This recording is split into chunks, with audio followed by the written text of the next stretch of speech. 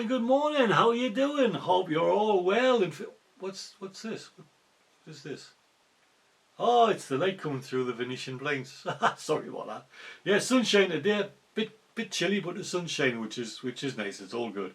Hope you're all well. Yeah, good morning, good morning. Hope you're all well. As I was saying before, I so rudely interrupted myself. Yeah, it's been a while. It's been a while since I posted anything on the YouTube channel, any history on the bike stuff. I know I've done some strange things. I did like the trail ride from 2008, and in the racing we did at Pendine Sands. Hope you enjoyed them, but they weren't really history on a bike things, were they? The last history on a bike thing I did was about the ProShot helmet mount that I was using, and that was like when I said I would do some more how I do the videos, because someone asked me about that. I think it was Scott Chegg actually. How I go about choosing the subject, how I go about filming what I'm doing, and also how I go about editing the things. Editing it takes ages. That's going to be probably a long long video. No, but hey, it's cool. It's cool. I'm not getting out and about so much these days to do any filming, because I'm still trying to do the restoration on that Honda Goldwing that I started a while ago. It's been a bit of a nightmare. Every time I get something working properly, something else raises its ugly head. But that's what happens when you're doing these things. It shouldn't take that much longer. Touch wood. I've said that before, but we'll see what happens. See what happens. Yeah. So this is about choosing the subjects. A lot of it isn't particularly scientific. It's word of mouth, really. A couple of friends of mine who've been living around this area a lot longer than I have. They've suggested things, been places to go and see. I've been to some of them, but not all of them. And there are still some more to see. So word of mouth, YouTube videos. There's loads of stuff on YouTube and on the interweb about where I live around the Cotswolds. And it's lucky that I live in the Cotswolds, really. One, it's a really beautiful place to live. And two, there's loads and loads of history around here. There are the downsides. One thing is it's a beautiful place to live, so it's really, really busy. And the other thing is there's loads and loads of history around here, so it's really, really busy. But it's cool. It's all cool. There's loads of stuff to see around here. Totally recommend coming out and having a look if you haven't already done so. Another thing, one of the things I did when I first moved down to this area was get myself some guidebooks. And I moved away from the northeast of England in 1986, and I bought myself this Ordnance Survey Leisure Guide to the Cotswolds, and it's still relevant. There's loads of nice stuff in there. A lot of it follows the Cotswold Way, and shows you loads of really nice villages, nice walks around there as well to look at. So yeah. That's one of the things I use, one of the guidebooks. Another guidebook I bought only just recently is this one, Walking in the Cotswolds by Harry Jury. This one is, just bear with me 1 second. I think this was the 80s as well, actually. Yeah, it's 1981. This one. Trouble is, 1981 to me still seems very, very recent. Don't know about you guys, but yeah. So yeah. And then specific books about history. This is the one, you've probably seen this one before. This is the one I used when I did the filming in Elmley Castle, because Elmley Castle was mentioned in here. And this one cost 35 shilling, which is £1 and 15 shillings. £1.15 shilling. It's £1.75 in today's money, isn't it? And the date on this one is, I did say it earlier. I did prepare for this, I promise. But I've lost all my pages now. There you go. That was an addendum to this one in February of 1968. So 1968 sounds about right with that pre-decimal price on the front and everything.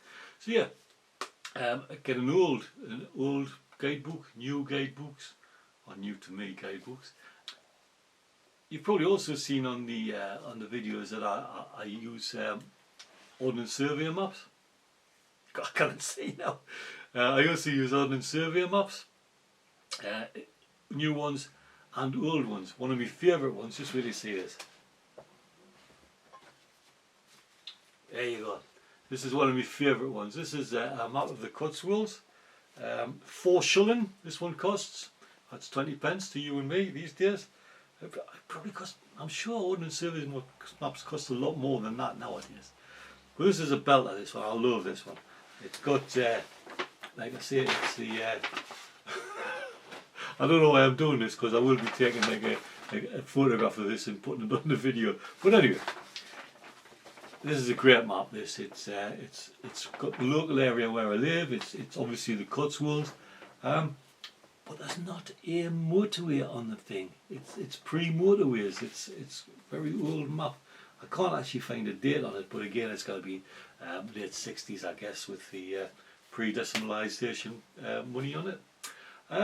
Yeah. So, and also, like I said, I do have newer Ordnance Surveyor maps as well. Ordnance Surveyor maps really useful, and I tend to read them like I read books as well. Just open them up, because when I'm reading books, if that's pictures, I just look at the pictures. You know what I mean?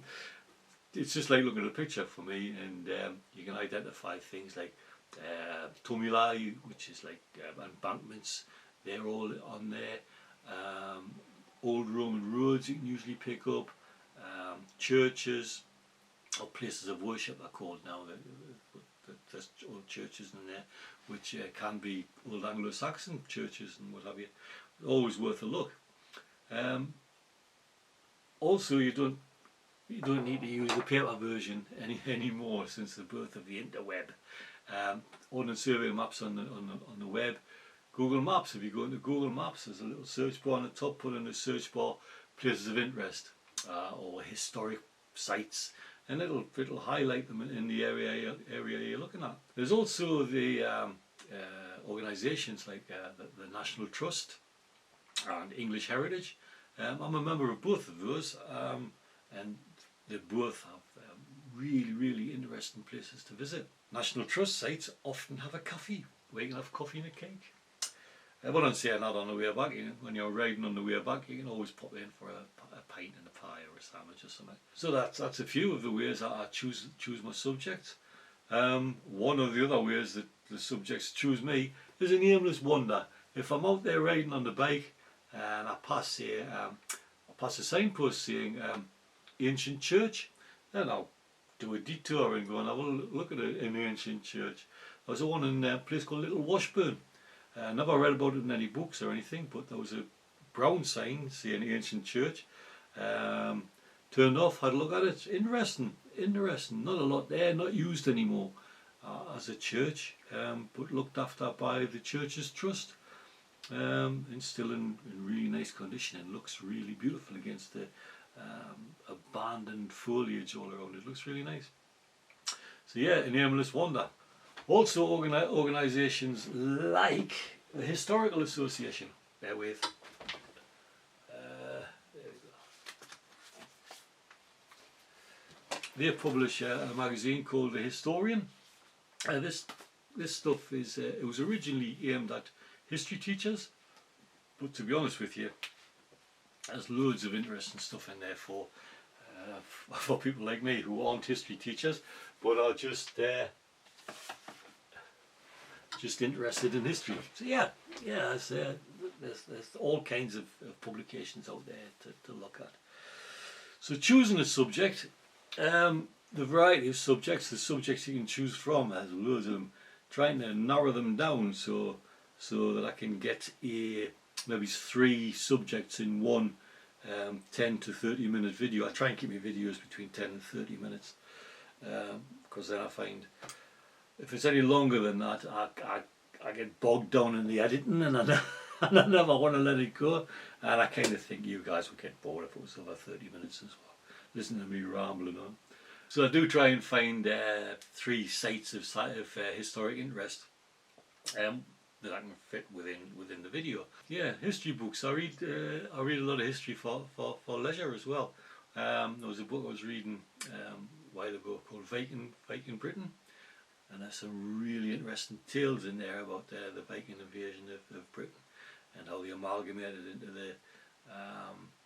into society, and those Viking kings of England. Loads of places came to mind that I thought I really would like to visit there. So yeah, I probably will. Once I get this blooming Honda up and running and back to its owner, who I must admit is very, very keen to get it on the road, and I don't blame him because it's a beautiful bit of kit.